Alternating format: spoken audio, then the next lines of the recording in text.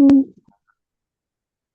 খেয়াল করো যে আমরা যেখানে আসছিলাম, তো আমরা ত্রিভুজ দুইটা নিছিলাম, একটা হচ্ছে ত্রিভুজ ও এ এম আর একটা হচ্ছে ত্রিভুজ ও বি এম, তাই তো? এখন আমরা তো অলরেডি দুইটা বাহু মানে লিখে ফেলছিলাম, যে ও এ সমান ও হুম। বি লিখছিলাম। এখন আমরা এ এম সমান বি এম লিখছেন, এ এম সমান বি এম বুঝাইতে গেছিলাম যে আমি যদি ধরো তোমাকে বলি যে এ বি, এই বাহুটার দৈর্ঘ্য 10 সেন্টিমিটার, হ্যাঁ, আর এম হুম। হচ্ছে এই এ বি এর মধ্যবিন্দু, তাহলে তুমি বলো তো এ এম সমান কত বলবা? 5। আর বি এম সমান 5 বলবা না? জি। তাহলে এই ক্ষেত্রে আমরা লিখি এ এম সমান বি এম, অবশ্যই লিখতে পারি। হ্যাঁ। আচ্ছা, এবার আমাদের তৃতীয় বাহুটার নাম কি বলো? তৃতীয় বাহুটা হচ্ছে ও এম, তাই না? ও এম। জি। তাহলে ও এম ওই সমান ও এম। ও এম সমান ওই ত্রিভুজে ও এম ই ও এম। বাকি আছে। এখন বলো তো ও হুম। এম সমান ও এম কেন, কোন যুক্তিতে লিখতে পারবো? কারণ এই দুটো ও তো একই কারণ বাহু, এটা তাই না? দুটো একই বাহু, হ্যাঁ। এইটাকে আমরা বলি সাধারণ বাহু। এই যে দেখো এখানে লিখছে, দেখছো? হ্যাঁ। এখন তুমি এই ত্রিভুজ ও এম আর ত্রিভুজ ও বি এম এর মধ্যে তিনটা বাহু, মানে প্রথম ত্রিভুজের তিনটা বাহু অপর একটা ত্রিভুজের তিনটা বাহু সমান প্রমাণ করতে পারছো না? জি। তার মানে তোমার এই দুইটা ত্রিভুজকে এখন তুমি কি লিখতে পারবা? সর্বসম লিখতে পারবা। সর্বসম।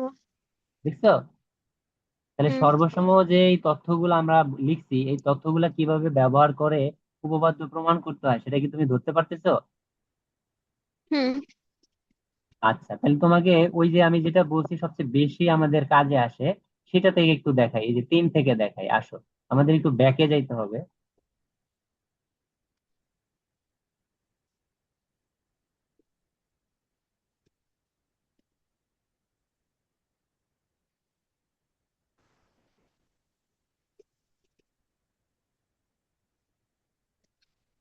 এই যে এখানে আসো, এখানে আমাদের দুই জায়গায় আছে।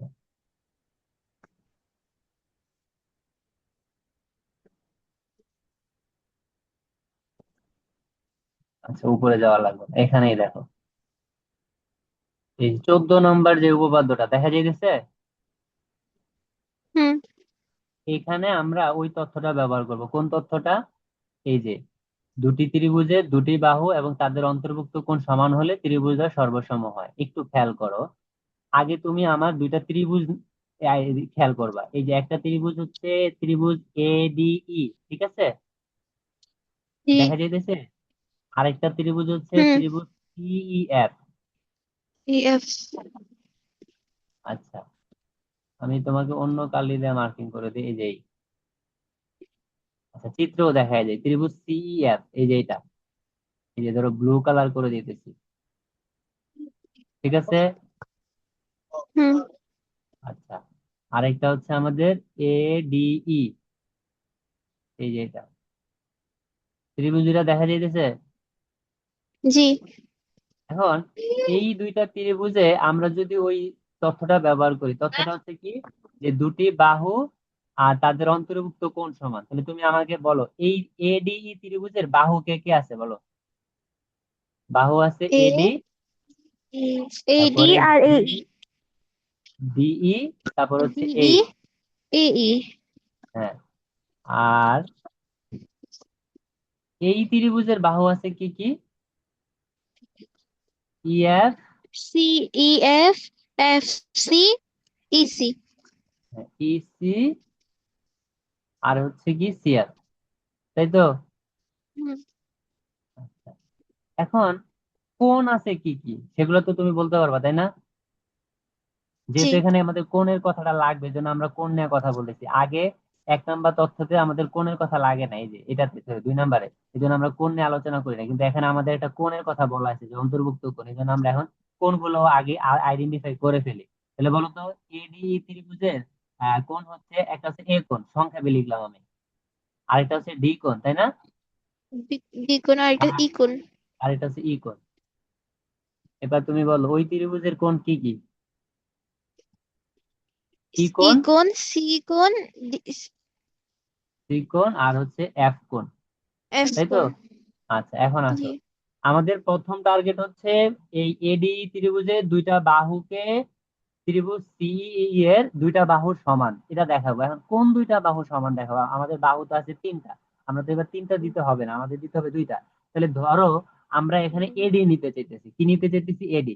এখন তুমি আমাকে বলো এডি সমান সমান তুমি ওই ত্রিভুজের কোনটা লিখতে চাও, কোনটা লিখতে চাইতেছো, বা কোনটা লিখা যাবে বলে মনে হয়? এডি সমান সমান ইসি। এডি আর ইসি কি একরকম দেখতে? আচ্ছা, না, এফসি।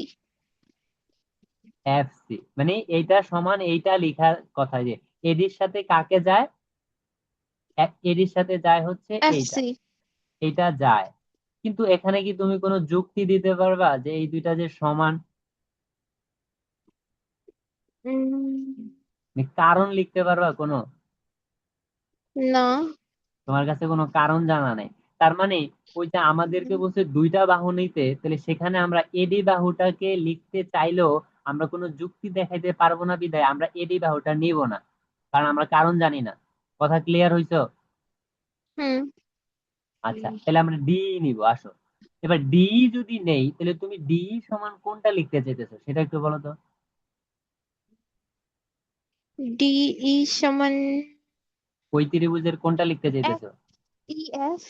ই এফ। আচ্ছা, তাহলে ডি এর সাথে তুমি এই যে এটা লিখতে চাইতেছো, তাই তো? জি। আচ্ছা, এখন তুমি আমাকে কারণ বলতে পারো কিনা সেটা একটু খেয়াল করবা। ডিই আর ইএফ এটাকে সমান লিখতে চাইতেছি, যেহেতু আমরা অলরেডি একটা বাদ দিচ্ছি তার মানে একটু সমান লিখতে হবে। এখন আমরা কারণটা ফাইন্ড আউট করব।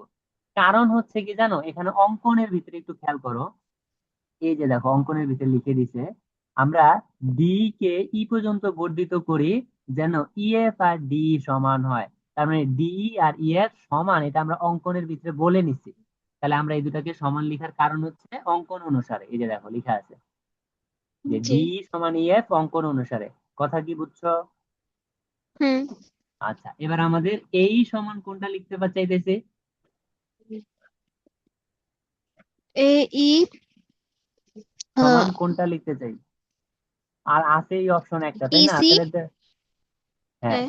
তাহলে ই সমান আমরা ইসি লিখতে চাচ্ছি। এখন আমাদের এটা লিখতে হবে, কারণ এটা ছাড়া কোনো উপায় নাই, কারণ আমাদের তথ্যই তো আমরা বলে দিচ্ছি আমরা ব্যবহার করব কি, যে দুটি বাহু এবং তাদের অন্তর্ভুক্ত কোণ সমান। তার মধ্যে একটা বাহু তো আমরা ক্যান্সেল আউট করে দিচ্ছি, কারণ এটা কোনো যুক্তি পাই নাই। তাহলে আমাদের এটা সমান ইসি লিখতে হবে। আমরা কারণটা বের করি, দেখো যে এই সমান ইসি। তুমি দেখি বলো তো কারণটা তুমি বলতে পারো কিনা, যে এই সমান ইসি কেন লিখতে পারবো?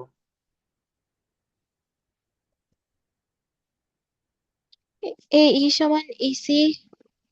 হ্যাঁ, লিখতে পারার কারণ হচ্ছে কি, এখানে দেখো স্যার প্রশ্নে বলে দিছে ত্রিভুজে যে কোনো দুই বাহুর মধ্যবিন্দু সংযোগ রেখাংশ। তাহলে তুমি এই যে ই বিন্দুটা নিছো না, এই বিন্দুটা, এই ই হুম। বিন্দুটা মূলত হচ্ছে এসি এর মধ্যবিন্দু। এই বিন্দুটা হচ্ছে কি হ্যাঁ, এসি এর মধ্যবিন্দু। ইসির তাহলে তোমার মধ্যবিন্দু। এটা এটা যদি মধ্যবিন্দু হয় তাহলে অবশ্যই এই সমান ইসি লেখা যাবে। তাহলে কারণ হ্যাঁ। হচ্ছে ই হচ্ছে এসি এর মধ্যবিন্দু। এই যে দেখো স্যার লিখছে, এই যে এই যে এই সমান ইসি, ওনারা কারণ হিসেবে লিখে দেওয়া আছে। বাট এখানে সবচেয়ে সুন্দর হচ্ছে কি, লিখে দিবা যে ই হচ্ছে এসি এর মধ্যবিন্দু। ঠিক আছে? হুম। আচ্ছা, তাহলে আমরা আহ এই যে দুইটা বাহু সমান দেখাইতে পারছি, এখন আমাদের কোণ দেখাইতে হবে। এবার কোণের কথাটা কি, কোণের কথাটা ভালো করে খেয়াল করো। তাদের অন্তর্ভুক্ত কোণ কি? তাদের, তাদের বলতে এই দুইটা বাহুকে বুঝাইছে। ঠিক আছে? এখন তুমি হুম। চিত্রে আসো, তুমি কোন দুইটা বাহু সমান দেখাইছো? ডি আর এই না? জি। ডি আর এই দ্বারা কোন কোণ তৈরি হয়েছে? এ কোণ, ডি কোণ না ই কোণ, বলো? ই কোণ। ডিই আর এই বাহু দ্বারা কোন কোণ তৈরি হয়েছে? ডিই কোথায়? এই যে ডিই আর এই বাহু দ্বারা কোন কোণ তৈরি হয়েছে? ই কোণ না? ই কোণ, জি। আচ্ছা, এই যে ই কোণ। তাহলে ওই যে তাদের অন্তর্ভুক্ত কোণ কি বুঝছো? অন্তর্ভুক্ত কোণ মানে তুমি যে দুইটা বাহুকে সমান বলছো সেই দুইটা বাহুর মধ্যবর্তী কোণ। তাহলে এবার বলো, এইখানে আসি, ইএফ আর ইসি, ইএফ আর ইসি দ্বারা কোন কোণ তৈরি হয়েছে? তাও কি ই কোণ না? ই এই হ্যাঁ। হ্যাঁ, তার মানে এখানে ই কোণ আর এখানের ই কোণ, এই যে এই দুইটা আমরা সমান লিখবো। এখন তুমি আমাকে বলো তো এই দুইটা কোণ কেন সমান লেখা যাবে? এই যে একটা কোণ হচ্ছে এইটা, এই যে এই সাইডেরটা, হুম। আর একটা কোণ হচ্ছে এই যে এই নিচের, এই যে এই সাইডেরটা। দুইটা কিন্তু দুই দিকে অবস্থিত, হ্যাঁ, কোণের নাম কিন্তু পরিমাণটা কিন্তু দুই সাইডে, একটা হলো উপরের সাইডে, একটা হলো নিচের সাইডে, তাই না? জি। আমার কথা কি বুঝছো? হ্যাঁ। এই যে একটা হলো এইটা, আর একটা হলো এইটা, এই দুইটা কোণ সমান লিখতে হবে। এখন আমাদের কারণ দেখাইতে হবে। তুমি কি কারণ বলতে পারবা? যে আমি লিখবো যে কোণ কোণ সমান কোণ, তো এটাকে পুরা নাম লিখতে হবে এইডি। এইডি সমান হচ্ছে এই পাশে পুরা নাম লিখতে হবে সিইএফ। সিইএফ, হুম। এই দুইটা কোণ সমান। তাহলে এখন এই দুইটা কোণ জি। সমান কেন? কারণ হচ্ছে দেখো, এই দুইটা কোণ হচ্ছে বিপ্রতীপ কোণ। এই দুইটা কোণ হচ্ছে বিপ্রতীপ কোণ। এই যে দেখো, বিপ্রতীপ কোণ বিপরীত কাকে কোণ। বলে জানো? বিপরীত না। যখন দুইটা রেখা পরস্পরকে ছেদ করে, হ্যাঁ, তখন তাদের এই যে এই কোণ আর এই কোণকে বিপ্রতীপ কোণ, এই কোণ আর এই কোণকে বিপ্রতীপ কোণ বলা হয়, এবং তারা পরস্পর সমান হয়। বিষয়টা কি? যেমন ধরো এই দুইটা রেখা ছেদ করছে আর এখানে 30 ডিগ্রি কোণ তৈরি হয়েছে। কত ডিগ্রি? 30। তাহলে 30 এখানেও ডিগ্রি। কত ডিগ্রি? তাহলে এখানেও কত ডিগ্রি কোণ থাকবে? 30 ডিগ্রি। 30 ডিগ্রি। এইভাবে বিপরীত এবং বিপরীত কোণ সবসময় সমান হয়। তাহলে আমরা যে এইডি জি। সমান সিএফ লিখলাম, এটার কারণ হচ্ছে এরা হচ্ছে কি কোণ?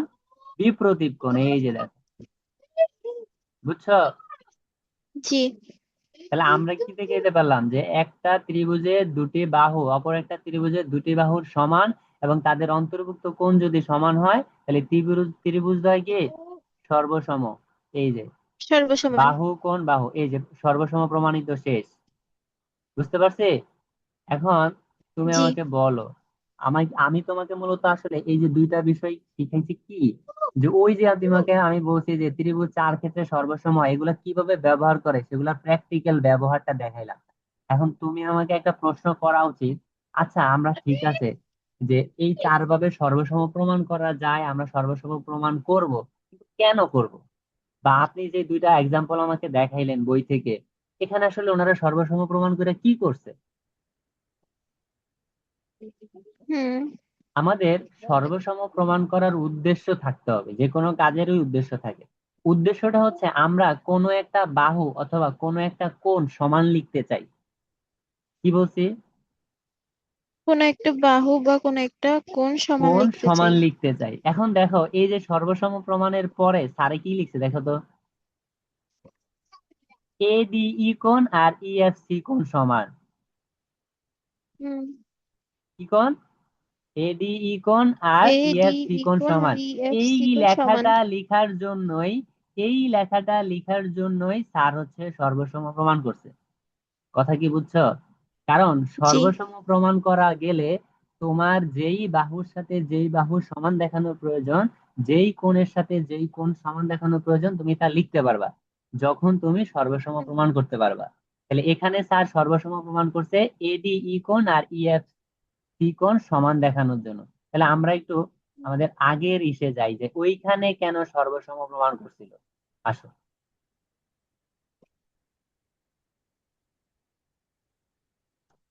17-তে, তাই না? 17-তে আমরা আসলে আহ কোন তথ্যটা দিয়ে সর্বসম প্রমাণ করছি বলতে পারবা? হচ্ছে তিনটা বাহু। 17 দিয়ে। হ্যাঁ, 17-তে কোন তথ্য ব্যবহার করে হুম। সর্বসম প্রমাণ করছি? তিনটা বাহু সমান। কি সমান? তিনটা বাহু সমান। হ্যাঁ, মেন কথাটা কিন্তু বলতে হবে সাথে সাথে, এবং মাথায় থাকতে হবে। এখন দেখো যে আমি এই সর্বসম প্রমাণ কেন করছি সেটার উত্তর দিতেছি। দেখো, এই যে আমাদের এতটুকু সর্বসম হয়ে গেছে না? জি। এর পরের লাইনটা একটু খেয়াল করো, এখানেও স্যার একটা কোণ প্রমাণের জন্য, এই যে কোণ সমান দেখানোর জন্য সর্বসম প্রমাণ করছে। এই যে ও এম এ কোণ, ও এম এ কোণ, এই যে এটা, এইটা আর এইটাকে সমান দেখানোর জন্য এইটা প্রমাণ করছে, সর্বসম প্রমাণ করছে। তার মানে এই সর্বসম প্রমাণ না করে তুমি এই কথাটা কখনো লিখতে পারবা না। জাস্ট এই লেখাটা লেখার জন্য তোমাকে এই এই কষ্টটুকু করতে হয়েছে। তাহলে দুইটা জায়গায় দেখলাম কোণ সমানের জন্য। তো এটা যে আসলে সবসময় কোণ সমানের জন্যই সর্বসম প্রমাণ করে তা কিন্তু না। এই যেমন তোমাকে আরেকটা এক্সাম্পল দেখাই। যেটা হচ্ছে আমরা ওই সমকোণী ত্রিভুজের তথ্য ব্যবহার করে সর্বসম প্রমাণ করছিলাম। সেটা হচ্ছে এই যে এখানে দেখো 26 নম্বর উপপাদ্যে আমরা এই যে সর্বসম প্রমাণ করছি কোথায়, এই যে দেখো, এই যে সর্বসম প্রমাণ করছি, এই যে দেখছো হুম। করছি না? আর এইটার প্রমাণের পরের জি। লাইনটা কি, এখানে কি কোনো কোণ সমান দেওয়া আছে না বাহু সমান দেওয়া আছে? বাহু সমান। বাহু, তার মানে এখানে স্যার বাহু দুইটা সমান দেখানোর জন্য সর্বসম প্রমাণ করছে। জি। বুঝতে পারছো? এই যে চিত্রে দেখো, এই পিবি বাহুটা আর পি এ বাহুটাকে সমান দেখানোর জন্য স্যার এই পি ও এ কোণ এ ত্রিভুজ এবং পিবি ও ত্রিভুজকে কষ্ট করে সর্বসম প্রমাণ করছে, যে এই এতটুকু কষ্ট করে করছে, এতটুকু কষ্ট করছে জাস্ট পি এ আর পিবি সমান দেখানোর জন্য। কেন পি এ বিবি সমান দেখাবে? কারণ স্যার এটা প্রমাণ করতে বলছে। হুম। কথা বুঝছি? জি। আচ্ছা, তো আজকে এ পর্যন্ত থাকবে। এখন আমি তোমাকে আসলে এত কিছু আলোচনা করার কারণ হচ্ছে আমরা যারা হচ্ছে বিশেষ করে কমার্স ব্যাকগ্রাউন্ডের, সায়েন্সের স্টুডেন্টদেরকে এগুলো পড়তেই হয়। কমার্সের স্টুডেন্টদের, আর্টসের স্টুডেন্টদেরকে এত কিছু আসলে স্যারা কখনো পড়ায় না, হ্যাঁ। আর ওরাও কখনো জি। নিজে থেকে পড়তে চায় না। এজন্য এই কমার্স আর্টসে যারা স্টুডেন্ট আছে তাদের কাছে উপপাদ্য খুবই কঠিন মনে হয়। এবং অনেক বেশি কঠিন। হ্যাঁ হ্যাঁ, এটার কারণ হচ্ছে তাদেরকে একটা জিনিস পড়া বা বোঝার জন্য তার আগে কিছু তথ্য জানা থাকা লাগে, মানে আগে কিছু জানতে হয়। ছোটবেলায় আমরা যখন তোমার হচ্ছে পড়াশোনা শুরু করি তখন কি আমরা প্রথমে শব্দের বানান শিখি না কোনটা কি বর্ণ সেটা শিখি? কোনটা কি বর্ণ? হ্যাঁ, তেমনি ভাবে তুমি যখন একটা উপপাদ্য পড়তে যাবা তখন একটা উপপাদ্যের জন্য ওই ছোটবেলার সরো সরায়া শিখার মতো কিছু তথ্য জানা লাগে, যে তথ্যগুলো তোমার ওই উপপাদ্যটা বুঝতে এবং সব সময় মনে রাখতে হেল্প করে। সেরকম কিছু তথ্য হুম। হচ্ছে যে ত্রিভুজ কখন সর্বসম হয়, এই চারটা তথ্য মনে রাখা এবং সর্বসম প্রমাণ করে আমার লাভটা কি এটা তোমার জানা। বুঝতে পারছি? তুমি কি বুঝতে পারছো আমি জি। আসলে তোমাকে কি বুঝাইতে চেষ্টা করছি? জি। হ্যাঁ, তুমি হচ্ছে নেক্সট ক্লাসে, তোমার তো পরীক্ষা, তো কালকে তোমার আর ক্লাস হবে না, তুমি হচ্ছে পরীক্ষার জন্য পড়াশোনা করবা। তো ম্যাথ পরীক্ষা কবে তুমি হচ্ছে কষ্ট করে তোমার পরীক্ষার রুটিনের ছবিটা আমাকে পাঠিয়ে দিবে, ঠিক আছে? রবিবারে। হ্যাঁ, ছবি পাঠিয়ে দিও, রুটিনের ছবি পাঠিয়ে দিও, পরে আমি তোমাকে সময় বলবো। আচ্ছা। ঠিক। আচ্ছা।